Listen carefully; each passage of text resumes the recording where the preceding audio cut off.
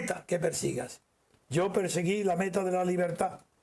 Y toda mi obra entera, que no empiezo a concebir nada, no concibo nada, en mi cabeza no hay nada. No hay más que concentración hasta los 50 años en la batalla pacífica por derribar la dictadura, por decir la verdad, por luchar contra las mentiras de la prensa, las radios, televisiones, la mentira total. Esa es la batalla. ¿Cómo voy a ocuparme de tener ideas propias? Me basta con decir, como siempre pongo, decir a los ciudadanos españoles que el día que está lloviendo, digo, está lloviendo, y todas las televisiones y la prensa está diciendo que es un sol maravilloso. Me basta con esa mentira, la verdad y la mentira, como conceptos distintos del error. El error es otra cuestión, eso es respetable. Del error se puede salir, de la confusión que produce la mentira nunca. Pero para estar en el error hay que estar buscando la verdad. ¿Cómo sabes que una cosa es errónea si no tienes un concepto previo de la verdad? Ese es el método científico. Yo no he seguido otro método distinto. Por eso digo que yo soy un científico de la política. No digo que eso sea posible para todo el mundo. Lo que digo es que yo me he guiado, no he escrito, hasta que los hechos ciertos que yo observo empiezan a impulsarme a que lo explique a los demás. Que lo que yo veo y he visto, que es la mentira total de Franco muere, y cómo con mentiras el Partido Comunista y el Partido Socialista y todos los partidos llegan a pactar un consenso, que es mentira, que es un reparto de botín, y se crean autonomías, que es mentira, que es para repartir puestos entre los seguidores, que todos los partidos españoles, a la muerte de Franco, los clandestinos y los derivados de la dictadura, que también eran, por un lado, la falange y por otro lado, la oligarquía financiera, ya empiezo ahí a ver, enseguida, pero inmediatamente, qué sucede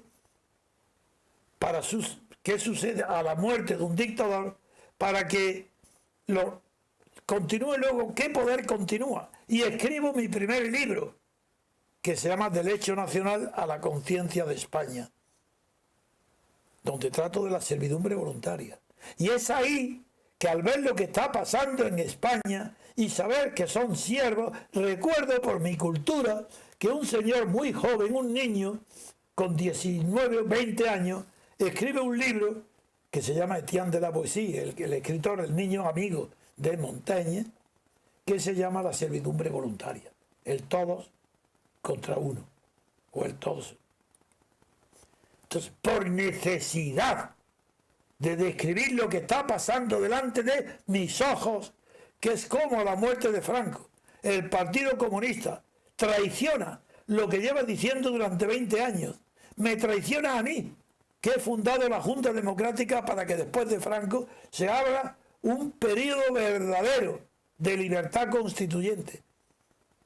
Como lo traiciona, tengo que explicar a mí mismo primero y después al mundo, y en este concreto a España, cómo se produce la sucesión a un dictador. Y después de ver lo que pasa en España y conocer lo que es la servidumbre voluntaria de Teandrosí, miro lo que ha pasado en Europa a la muerte de los dictadores por la guerra mundial. Y veo que lo que pasa en Europa a la muerte de Hitler y Mussolini es muy parecido a lo que pasa en España a la muerte de Franco, y al ver el parecido empiezo yo mismo, sin tomar nota de nadie, todo en mi cabeza y sin escribir nada, entre otras razones porque yo me acostumbré a pensar por mí mismo en la dictadura y no tenía necesidad de escribir nada, porque cuando se escribe es para que lo conozca otro. Yo no escribía para otro, yo quería primero explicarme qué había pasado en España. Y descubro que ha pasado lo mismo que en Europa, que cuando mueren los dictadores Hitler, pues hay una oligarquía impuesta por un poder superior. Ese poder superior era la Armada de Estados Unidos, instalada Eisenhower y Marshall en París, en cuartel. Y esos son los que imponen un sistema proporcional de elecciones para que los que ellos designan con el dedo, es decir, los de Adenauer o de Gasperi, ellos designados por el dedo de un ejército vencedor, que es quien tiene el poder verdadero, ese poder, los llama y les dice: ahí tenéis vosotros un poder que yo os doy, pero está delegado por mí. No vais a tener ejército, no vais a tener nada, pero ahí tenéis el sistema electoral de la República de Weimar, que permite que si vosotros hacéis las listas electorales, vais a tener un legislativo a vuestras órdenes y sois los jefes de vuestros países. Punto. Igual que pasó con Franco. Y entonces, cuando decido escribir mi primer libro, el de la servidumbre voluntaria, que continúa en vigor. De ahí no voy a describir todo el proceso, porque en un año describiría cómo he ido descubriendo, yo por los hechos he tenido que ir descubriendo el fundamento último de todos los fundamentos de mis publicaciones. Y lo digo ya para cerrar, he dicho cómo lo inicié y diré ahora cómo lo he terminado. Lo inicié con la servidumbre voluntaria. Naturalmente que tengo que ser un hombre de una cultura grande para saber de antemano, sin buscar en nadie, que Etienne de la Poesía escribió el libro sobre la servidumbre voluntaria. Y yo tengo que leerlo entonces y ver qué está pasando con esa servidumbre voluntaria a la muerte de Franco. Servidumbre voluntaria del pueblo, no de los caciques franquistas, Suárez y compañía, ni de los caciques de la oposición que venden sus chaquetas, cambian 180 grados, abandonan todo lo que han dicho por la libertad y se pasan a apoyar al poder después de Franco, como Felipe González o como Santiago Carrillo o como los catalanes que aceptan el café para todos. No, yo eso ya tengo que tener esa cultura. Bien, pues del mismo modo que acabo de explicar cómo empecé a escribir libros, diré cómo he terminado de escribir libros. Termino cuando llego a un descubrimiento para mí sensacional. Para mí el mayor descubrimiento que se ha realizado jamás en la historia de las ideas políticas. Nadie. Sí, aquí pongo y lo digo y desafío a quien me demuestre que me equivoco o que exagero mi descubrimiento, el valor de mi descubrimiento.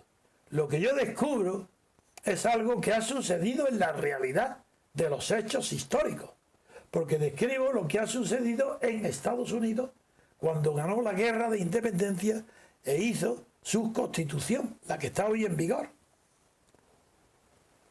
¿Qué es lo que hizo? Lo voy a describir ahora. Hizo que, como se encontró de repente ganando una guerra libre, con una libertad que era colectiva, a todos igual, era todo el pueblo colonizado, deja de estar colonizado y se hace libre.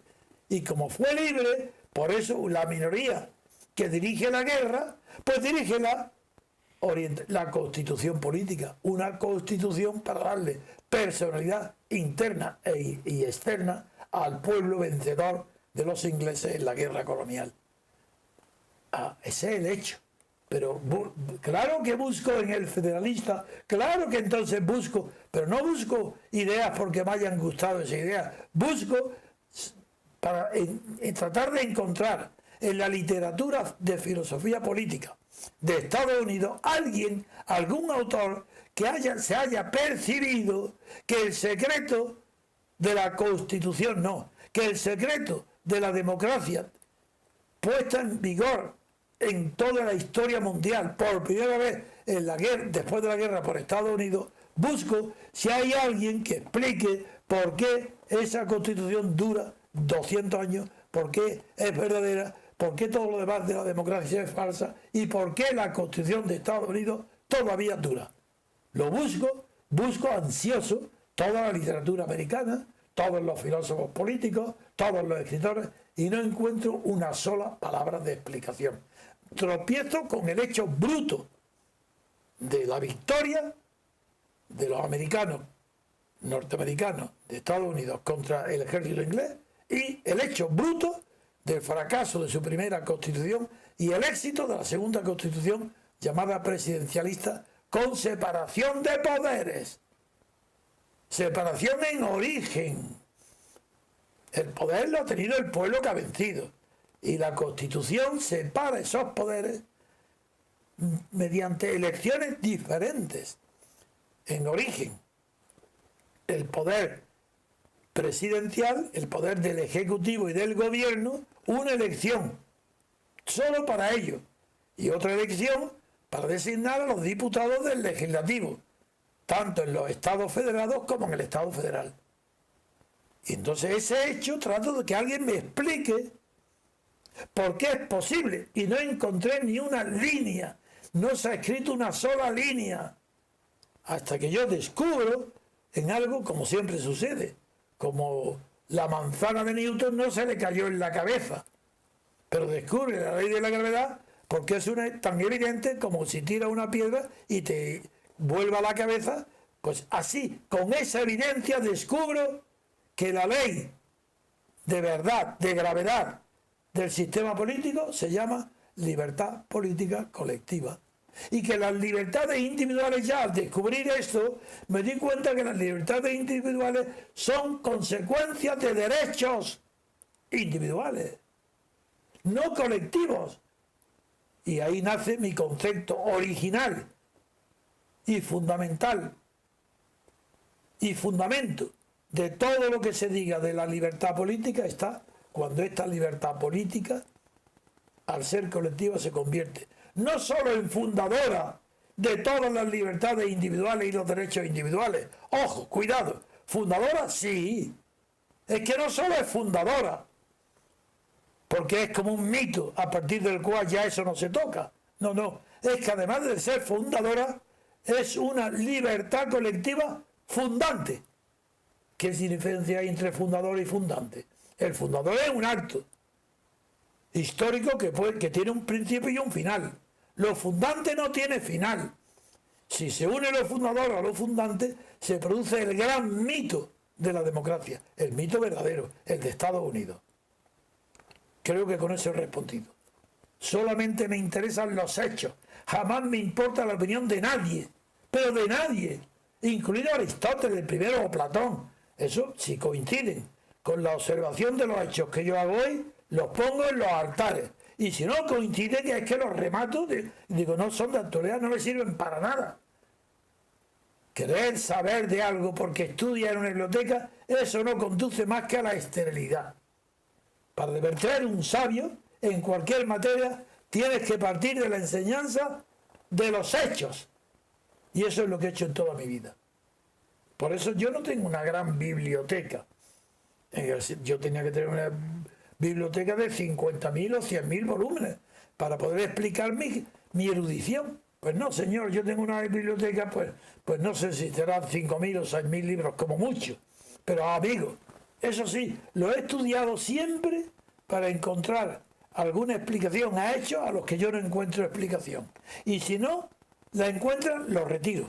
Y los tengo en mi biblioteca, pero no los vuelvo ni a ojear. En cambio, todo lo que sean métodos de análisis busco, los científicos me atraen como si yo fuera un físico o como si yo fuera un biólogo. Otra pregunta.